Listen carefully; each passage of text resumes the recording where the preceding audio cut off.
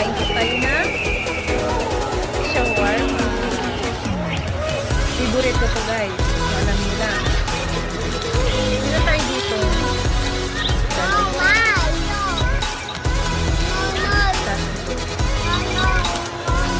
Sobrang anghang nito. Tingnan natin kung kaya natin. So, ito lang kakainin natin dito kasi bibibigyan din tayo. Hindi pwede na hindi tayo mamigay. Laman niya. Wow!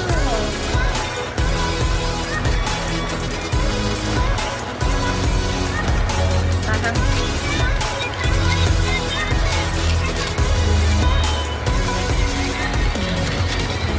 kain tayo guys. First bite sa inyo muna.